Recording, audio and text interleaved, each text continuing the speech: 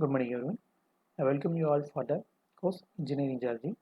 Today we will be discussing about fault and joints.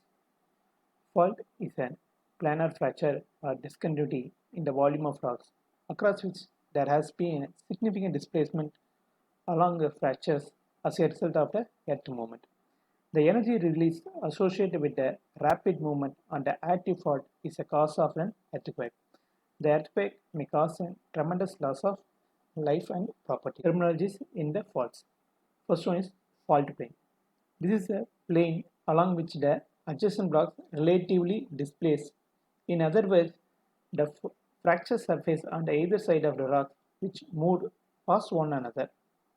The direction along which the fault plane has a maximum slope is called true dip direction.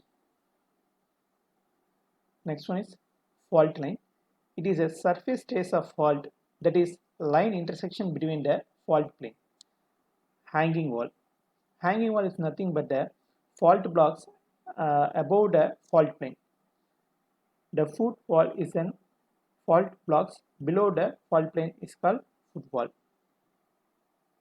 Slip. It is an relative displacement occur during the faulting. That is total displacement is called slip.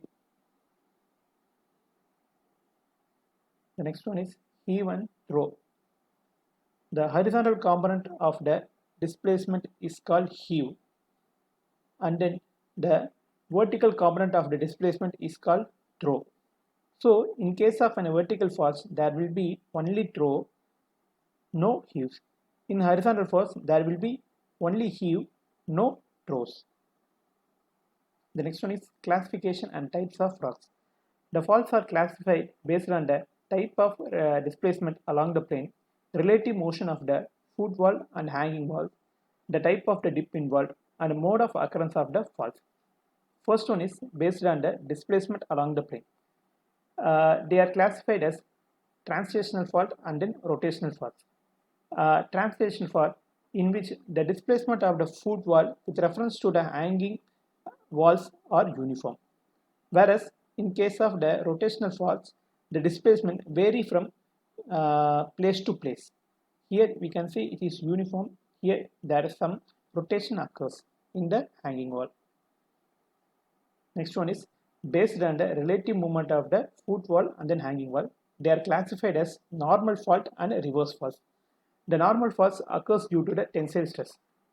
In this case, the hanging walls move relatively downward when compared to the foot walls. The reverse faults occurs due to the compressive stresses. In case of reverse fault, the hanging wall move relatively up when compared to the foot walls. The next one is based on the strip. If the displacement is along the strike direction, such faults are known as strike slip fault. If the displacement occur along the direction of the fault, they are known as oblique slip fault. Next one is based on the mode of occurrence of the fault. When the set of faults occur in a surface appear to be radiated from a common point, they are known as radial faults. When the series of minor faults appear to be overlapping with one another, they are known as echelon faults. The next one is arcuate faults or peripheral faults. They are referred to as set of relative mirror of fault which are curved, outcropped, and arranged in a peripheral manner. They are known as peripheral faults. The next one is step fault.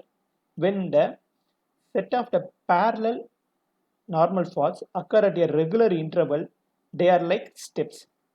Hence, they are called as step faults.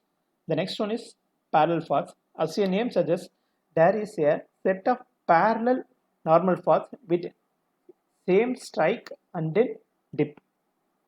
They are also like in step faults, but may or may not have a regular interval. The next one is Hodge and Grevans. When the normal faults which are mutually diverging and converging fault plane occurs, then the wedge-shaped blocks are called as Hodge, and other displaced downwards shape are called as grams. In case of larger magnitude, the Hodge forms mountains and then the Graben forms the Rift Valley. Causes of fault. The fault may occur due to various reasons, but the primary reason is the tectonic causes. And then it can be recollected that the fault developed mainly due to the shear and siding failure resulting from the tectonic forces. It is natural that the compression and the tectonic and the tensional forces be mutually interlinked because one part of the crust is in compression and the adjacent part may be in tension. In addition to the many causes, the formation of the magma in the volcanic region may contribute to faulting through a small scale. Occasionally, local settlement under the influence of gravity may also cause fault. Effects of fault. The fault phenomena produce a dislocation in lithology and topology. Hence, they offer an evidence to recognize the fault in a field. The proper geological investigation followed by a geological mapping enable one to detect the occurrence of the fault in that area. The thickness, fault, drags, mineralization zone, repetition, and omission of the strata are some of the lithological evidence of the faults. The topological evidence include like offset ridges, parallel deflection of the valley, reversal of the drainage, straight or reverse courses, straight and steep coastal lines. Next one is engineering consideration for the faults. The fault usually form a source of weakness, the source of leakage, which may create problem for the foundation of dam and then the tunnels. The major role in the it causes major role in the landsliding in the hilly regions. The treatment of joint requires a project. The mining operation, quarrying of stones can be easier, but too much of the joints may spoil the rocks. The next one is joint. Joint is the most common rock fracture technically without any movement. That is, both joint and faults are fractures in the rocks, but the main difference is that kind of displacement. The fault may cause displacement, but the joints must not. It is just the fractions observed in the outermost crust of the soil. The effects of the joint. From the civil engineering point of view, the joints are very important because they split the rocks into pieces, which in turn reduce the capacity of the rock mass and increases porosity and permeability, thus make them susceptible to quick decay and weathering. Joints also has a few advantages. Their occurrence increase the groundwater potential in any places. The next one is classification of the joints based on the relative attitude of the joints. When the joints are parallel to the strike and dip of an adjacent bed, they are called as strike or dip joints respectively.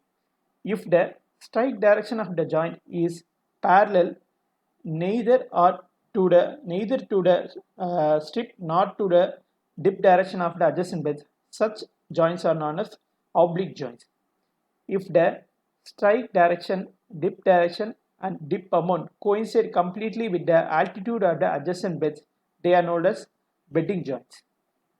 The next one is unconformity. Unconformity is a surface of erosion or non-deposition occurring within the sequence of the stratified rocks. Thus, it separates the underlying older rocks from the new rocks. Then, unconformity does indicate a gap or time interval that occur during the formation of the two sets of rocks and helps in the determining the geological history of the rocks. Here we can see two kinds of rocks, that is downward we can see igneous rocks and top we can see sedimentary rocks. These types of bedding of rocks is known as unconformity. Types of unconformity, they may be angular in shape when the bed of the either sides are not parallel. Here we can see it is horizontal, here it is inclined. When the bed of the sides are not parallel, they are called as angular unconformity. When the bed of the rocks are parallel or more almost planar, they are known as disconformity. And when we see lower old igneous rocks and upper young sedimentary rocks, this conformity, that is, it is made up of two different rocks. They are known as non-conformity.